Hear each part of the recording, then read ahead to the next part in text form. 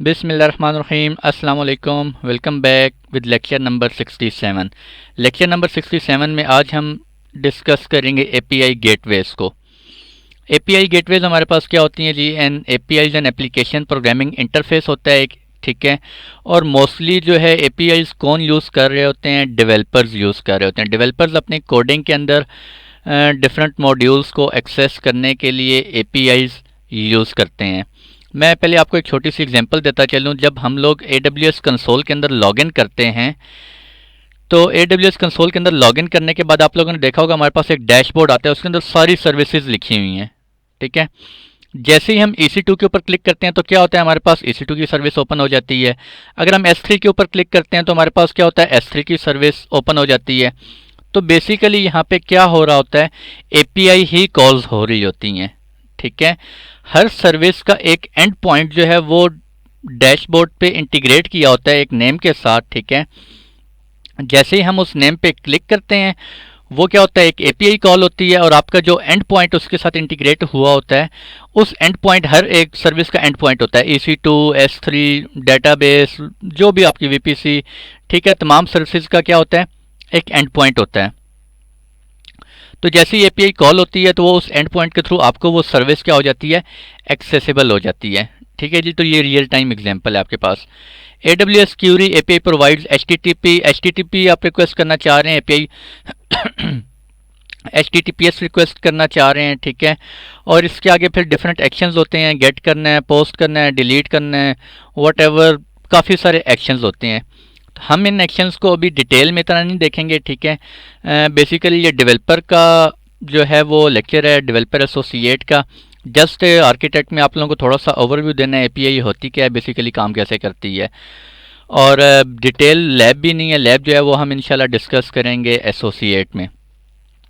तो हमारे पास जो एपीआई गेटवे की सर्विस होती है AWS के अंदर, उसके अंदर क्या करते हैं? हम एपीआईज क्रिएट कर सकते हैं, ठीक है।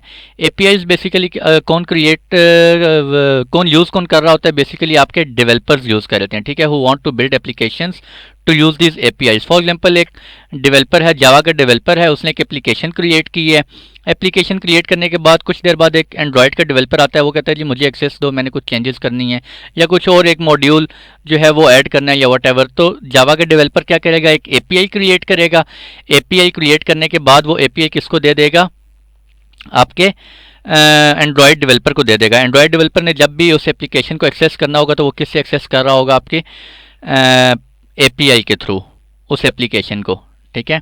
अब एपीआईज क्या हो सकती हैं? पब्लिक भी हो सकती हैं हमारे पास, प्राइवेट भी एपीआईज हो सकती हैं। पब्लिक एपीआईज जो होती हैं उसके अंदर कोई क्रेडेंशियल्स वगैरह रिक्वायर नहीं होते, उसे कोई भी एक्सेस कर सकता है, ठीक है जी। और जो प्राइवेट एपीआईज होती हैं उसमें आपको क्या होता है? वो सिक्योर होती हैं, उसके लिए आपके क्रेडेंशियल्स रिक्वायर्ड होते हैं, ठीक है। एक और एग्जांपल देखते हैं जी शिपिंग कंपनी की। शिपिंग कंपनी में क्या होता है? बेसिकली फॉर एग्जांपल चलें आप देख लें, अमेज़ॉन की एग्जांपल ले लें या अली बाबा की ले लें या ईबे की ले लें। अमेज़ॉन के ऊपर जब हम जाते हैं amazon.com पे, फॉर एग्जांपल हमने कोई शिपिंग करवानी है तो हम क्या करेंगे? एक प्रोडक्ट चूज़ करेंगे। प्रोडक्ट चूज़ करने के बाद अगर मैं देखना चाहूँ कि यार इसकी ट्रांजैक्शन इसमें क्या, सॉरी, इसके चार्जेस कितने होंगे, ठीक है, शिपमेंट चार्जेस कितने होंगे, कितना उस पर टैक्स होगा, कितने दिन में पहुँच जाएगी, ये सारी कैलकुलेशंस करने के लिए मैं क्या करूँगा? कुछ में कुछ ऑप्शन सेलेक्ट करूँगा, ठीक है। मैं उसमें लोकेशन डालूंगा, मैं उसमें लोकेशन डालने के बाद और जो भी चीज़ें रिक्वायर्ड होंगी वो चीज़ें डालूंगा, ठीक है। तो वो क्या होगा? अमेज़ॉन ने बैकएंड पे एक डेटाबेस बनाई हुई होगी। डेटाबेस के अंदर उन्होंने तमाम इन्फॉर्मेशन सेट की हुई है कि अगर यूज़र फॉर एग्जांपल लोकेशन डाल रहा है, यूके की डाल रहा है, ठीक है, ये रिक्वायर्ड ऑप्शंस डाल रहा है, तो एक एपीआई कॉल होगी आपकी डेटाबेस में और डेटाबेस से वो इन्फॉर्मेशन फेच करके लाएगा और वो यूज़र को शो हो जाएगी, ठीक है। इसी तरह रेस्टोरेंट की एग्जांपल है। रेस्टोरेंट में क्या होता है? फॉर एग्जांपल हम रेस्टोरेंट में जाते हैं, ठीक है जी। तो रेस्टोरेंट में जाने के बाद क्या होता है? हमने कोई चीज़ ऑर्डर बुक करवाना है। ऑर्डर हम कहते हैं जी मेन्यू शो करें। हमारे पास वेटर आता है, हम मेन्यू देखते हैं। मेन्यू देखने के बाद हम उसे कहते हैं हमें ये चीज़ ऑर्डर कर देते हैं। जो हमारा वेटर होता है, वेटर क्या करता है? किचन में जाएगा, ठीक है, किचन में जाके ऑर्डर करेगा, जो भी रिक्वायर्ड हमने ऑर्डर किया होगा वो ऑर्डर तैयार होने के बाद वापस कहाँ आएगा? हमारे पास आएगा, ठीक है जी। तो बेसिकली अब हम खुद किचन में नहीं जा रहे, हमने क्या किया? एक एपीआई कॉल सेंड की है। मैं एग्जांपल दे रहा हूँ आपको, ठीक है। तो वेटर यहाँ पे क्या कर रहा है? एज अ एपीआई बिहेव कर रहा है। ठीक है जी। तो एपीआई बेसिकली आप कह सकते हैं एपीआई गेटवे इज़ अ पे एज यू गो सर्विस है, जितनी आप यूज़ करेंगे, ठीक है जी, इतनी कोई आपको सर्वर्स वगैरह सेटअप नहीं करने AWS के अंदर, और कोई सर्वर्स वगैरह सर्वरलेस है, कोई सर्वर्स वगैरह सेटअप नहीं करने, पे एज यू गो है, जितनी आप यूज़ करेंगे इतनी आपको चार्जेस हैं, सिक्योर है, रिलायबल है, ठीक है जी। ऑटो स्केलिंग, जितनी स्केलिंग इस पर आप कर सकते हैं, आपने एक एपीआई कॉल दी, उस पर जितनी मर्जी एक्सेस हो रही है वो ऑटो स्केलिंग होती रहती है। ठीक है जी। और Amazon API gateway fully manage service है that makes it easy for developers to publish, maintain, monitor and secure APIs at any scale. Secure APIs से क्या मुराद है, यानी कि वो प्राइवेट APIs हैं जिनको वो सिक्योर कर सकते हैं, उस पर क्रेडेंशियल्स वगैरह रिक्वायर्ड होते हैं एक्सेस करने के लिए। ठीक है जी। तो मोस्टली डेवलपर्स ही यूज़ कर रहे होते हैं। AWS लेमडा के अंदर हम लोगों ने देखा था, लेमडा के अंदर हमने डिस्कस किया था डिटेल से, जब हम लेमडा को रोल असाइन करते थे और उसे हम कहते थे DynamoDB के अंदर जाके आप मेटा डाटा राइट करो, तो बेसिकली लेमडा की सर्विस क्या कर रही होती थी, बेसिकली वो आपकी API कॉल्स कर रही होती थी। ठीक है। जब हम उसको परमिशन दे देते थे DynamoDB के ऊपर, तो हम उसमें क्रेडेंशियल्स वगैरह नहीं लिखते थे, हम क्या करते थे, एक रोल असाइन करते थे, और रोल में हम कहते थे कि लेमडा को हम परमिशन दे रहे हैं कि वो DynamoDB के अंदर जाके राइट कर सकता है। ठीक है, वो सर्विस राइट कर सकती है, या वो S3 के अंदर राइट कर सकता है। ठीक है जी। या वो क्लाउड वॉच के अंदर जाके लॉग्स क्रिएट कर सकता है। तो बेसिकली ये क्या हो रहा होता है, API कॉल्स हो रही होती हैं आपकी। ठीक है जी। तो API और लेमडा आप कह सकते हैं they are the two most critical components of serverless infrastructure. ठीक है। API गेटवे क्या होता है, आपका फ्रंट डोर होता है, और lambda can be the back door. Amazon API Gateway handles all the tasks involved in accepting this।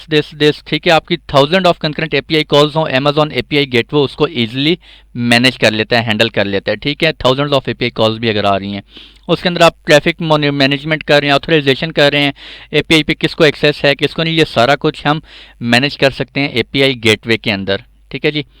तो ये AWS मैनेजमेंट कंसोल की एग्जांपल है, जो कि मैंने आपको ऑलरेडी एग्जांपल दे दिया। API that acts as a front door for applications. API क्या होती है, फ्रंट डोर होती है, और बैक एंड पे जो बैक डोर होती है वो क्या होती हैं, आपकी सर्विसेज होती हैं। AWS मैनेजमेंट कंसोल के ऊपर जो आपको डैशबोर्ड नज़र आ रहा है, उस पर आपको नेम नज़र आ रहे हैं। ठीक है, फ्रंट एंड कॉल हम यहाँ से देते हैं, API कॉल होती है, और आपकी बैक एंड पे कौन सी सर्विस को API कॉल दी है, फॉर एग्जाम्पल EC2 को दी है, तो EC2 सर्विस आपके सामने आ जाती है। API कैशिंग, API गेटवे के अंदर आप API कैशिंग भी इनेबल कर सकते हैं। API कैशिंग से क्या मुराद है, फॉर एग्जांपल आपके यूज़र हैं, आई थिंक एग्जांपल हाँ डायग्राम में आपके यूज़र्स हैं। ठीक है, API गेटवे हमने कन्फिगर की हुई है AWS के अंदर, और हमारे काफ़ी सारे यूज़र्स हैं, वो बार बार API गेटवे के पास आते हैं। हमने एक API क्रिएट की हुई है टुवर्ड्स लेमडा फंक्शन, वो लेमडा का कोड रन होता है, वापस रिस्पॉन्स बैक जाता है API के थ्रू यूज़र को। ठीक है जी। तो API गेटवे के अंदर यहाँ पे हम कैशे भी कन्फिगर कर सकते हैं। कैशे कन्फिगर करने से हमारे पास क्या होगा, जब हमारे यूज़र्स की उसके कुछ TTL होगा, टाइम टू लिव होगा, यूज़र्स की रिक्वेस्ट आएगी API गेटवे के पास। ठीक है, API गेटवे देखेगा इस जो रिक्वेस्ट आई है, API की रिक्वेस्ट आई है, जो API कॉल की गई है, उसका जो कैशे है, उसका जो रिस्पॉन्स बैक है, वो ऑलरेडी कैशे में पड़ा हुआ है। ठीक है, तो API गेटवे क्या करेगा, आपका जो रिस्पॉन्स है वो लेमडा को सेंड नहीं करेगा, बल्कि रिस्पॉन्स डायरेक्टली यहीं से आपको यूज़र्स को सेंड कर देगा। ठीक है जी। तो API कैशिंग भी आप कर सकते हैं, इससे क्या हो जाएगा, प्रोसेस आपका फास्ट हो जाएगा। There are two types of APIs, दो तरह की APIs होती हैं, REST APIs होती हैं और SOAP APIs होती हैं। REST APIs जो हैं वो लेटेस्ट हैं, और SOAP APIs जो हैं वो भी कुछ पुरानी हो गई हैं थोड़ी। ठीक है, REST APIs जो है हम जेसन में, इसका जो कोड होता है वो जेसन में होता है, जेसन फॉर्मेट में होता है, और SOAP APIs का जो फॉर्मेट है वो किस में होता है, XML को यूज़ कर रहे होते हैं आपके। तो API के बेनिफिट्स वगैरह देखें, लो कॉस्ट है, एफिशिएंट है। ठीक है जी, कोई सर्वर वगैरह आपको कॉन्फ़िगर नहीं करने होते, जस्ट API गेटवे की सर्विस एक्सेस करें AWS के ऊपर, और आप अपनी APIs क्रिएट कर सकते हैं, उनके अंदर जो भी एक्शंस परफॉर्म करने हैं वो सब कुछ आप कर सकते हैं। सेंट्रलाइज्ड एक्सेस आप कह सकते हैं, फॉर एग्जांपल आपकी एक एप्लीकेशन है और आप मल्टीपल यूज़र्स को जो है वो एक्सेस देना चाहते हैं, तो आप क्या करेंगे, उस एप्लीकेशन की एक API क्रिएट कर देंगे, और वो API आप अपने डिफरेंट जो डेवलपर्स हैं, या जिन जिन जिन यूज़र्स को भी आप एक्सेस देना चाह रहे हैं, आप उनको एक्सेस दे सकते हैं। ठीक है जी, वो आपकी API के थ्रू आपके एप्लीकेशन को एक्सेस कर सकते हैं। स्किल्स ऑटोमेटिकली जितनी मर्जी रिक्वेस्ट एपीआई के ऊपर आती रहें, एपीआई गेटवे पे एपीआई कॉल्स, एपीआई रिक्वेस्ट आती रहें, ठीक है। वो अमेजोन एपीआई गेटवे की रिस्पॉन्सिबिलिटी है, वो इसको मैनेज करता है, ठीक है जी। और जितनी जितनी स्किल्स ज़्यादा, सॉरी, जितनी रिक्वेस्ट ज़्यादा आ रही हैं वो उसको मैनेज करेगा। You can throttle request to prevent attacks. अगर आपकी रिक्वेस्ट जो है वो बहुत ज़्यादा फ्लडिंग हो रही है, बहुत ज़्यादा रिक्वेस्ट आ रही हैं, तो आप उसको थ्रॉटल भी कर सकें हैं, ठीक है। थ्रॉटल करने से क्या होगा, आप अटैक्स वगैरह से या डीडोस अटैक्स वगैरह जो होते हैं, डिफरेंट अटैक्स होते हैं, आई थिंक इसमें एक डी डैनियल अटैक होता है, उससे भी आप क्या हो सकते हैं, मतलब प्रिवेंट कर सकते हैं डिफरेंट अटैक से, ठीक है। आप थ्रॉटलिंग इनेबल कर सकते हैं। You can connect to CloudWatch to log all request. आप क्लाउड वॉच के साथ इसे इंटीग्रेट कर सकते हैं ताकि एपीआई के ऊपर जितनी भी आपकी कॉल्स आ रही हैं, कहाँ से आ रही हैं, उन सब को अगर आप लॉग करना चाह रहे हैं तो वो आप लॉग कर सकते हैं इन क्लाउड वॉच सर्विस। तो ये था जी आज का लेक्चर। लेक्चर छोटा सा ही था, लैब वगैरह नहीं है इसकी। लैब हम डेवलपर में इंशाल्लाह करेंगे अगर मैंने आप लोगों को पढ़ाया। और नेक्स्ट इंशाल्लाह जो कोर्स, सॉरी, नेक्स्ट जो लेक्चर आ रहा है क्लाउड फॉर्मेशन का लेक्चर है।